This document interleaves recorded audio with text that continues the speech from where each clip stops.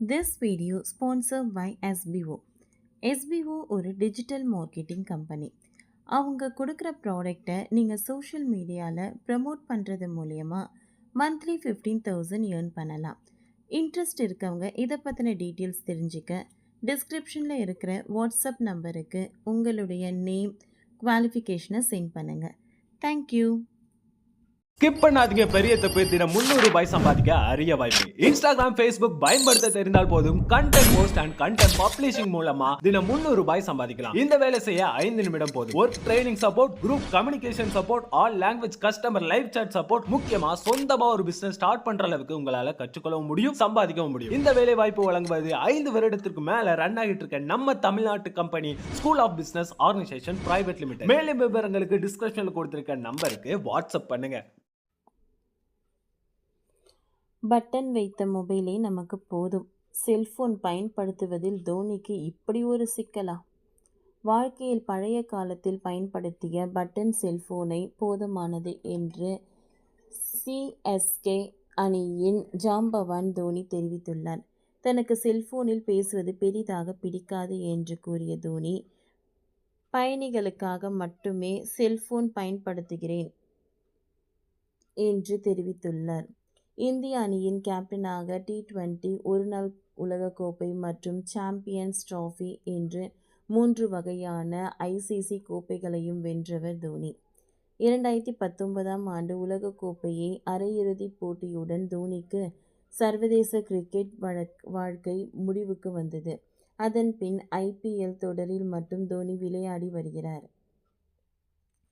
கடந்த சீசனில் ருத்ராஜ் கொய்க்வாட் காயம் காரணமாக விலகிய பின் வேறு வழியின்றி தோனி கேப்டன் பதவியை ஏற்றுக்கொண்டார். அதன் பின் புதிய வீரர்கள் சிலரை ஒப்பந்தம் செய்து CSK அணியை மாற்றியிருக்கிறார். இதனிடையே அடுத்த சீசனில் தோனி விளையாடுவாரா என்ற கேள்வி ரசிகர்களிடையே இருந்து வருகிறது. இன்னும் 4 மாதங்களில் அதற்கு விடை கிடைக்கும் என்றும் நம்பப்படுகிறது. இந்த நிலையில் சென்னையில் விளம்பர நிகழ்ச்சி ஒன்றில் பங்கேற்க தோனி வந்தார். அதன் பின் அந்த நிகழ்ச்சியில் தோனி பேசுகையில், நான் மொபைல் பயன்படுத்துவதற்கு காரணம் வேறு அனைவரிடமும் இருந்து விலகி இருக்க வேண்டும் என்பது காரணம் கிடையாது. என்னை பொறுத்தவரை செல்போனில் பேசுவது கொஞ்சம் வித்தியாசமாக இருக்கிறது. என்னால் பேசுபவரின் முகத்தை பார்க்க முடியவில்லை. அவர்கள் எனது பேச்சிற்கு என்ன மாதிரியான ரியாக்ஷன்களை கொடுக்கிறார்கள் என தெரியவில்லை. எதிரில் பேசுபவர் என்னிடம் பேச விரும்புகிறாரா இல்லையா என்பது கூட எனக்கு தெரியாது. நான் பேசும் தலைப்பு அவருக்கு பிடித்திருக்கிறதா என்று கூட உறுதி செய்ய முடியாது. இதனால் யாரிடம் பேசினாலும் நேரடியாக பேசவே விரும்புகிறேன். வார்த்தைகளை விடவும் நேரில் பார்த்து எளிதாக புரிந்து கொள்ள முடியும். நேரில் கிடைக்கும் பல தருணங்கள் செல்போனில் பேசும்போது கிடைப்பதில்லை. அதன் காரணமாகவே செல்போனில் யாரிடமும் பேசுவதில்லை.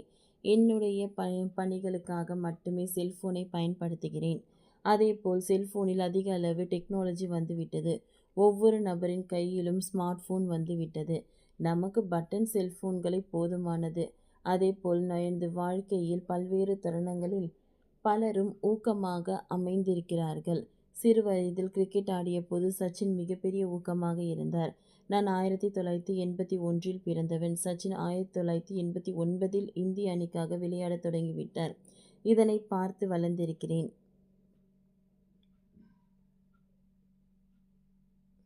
20 ஆண்டுகளுக்கு முன்பு இருந்ததற்கும் இப்பொழுது இருப்பதற்கும் ஏராளமான மாற்றம் உள்ளது.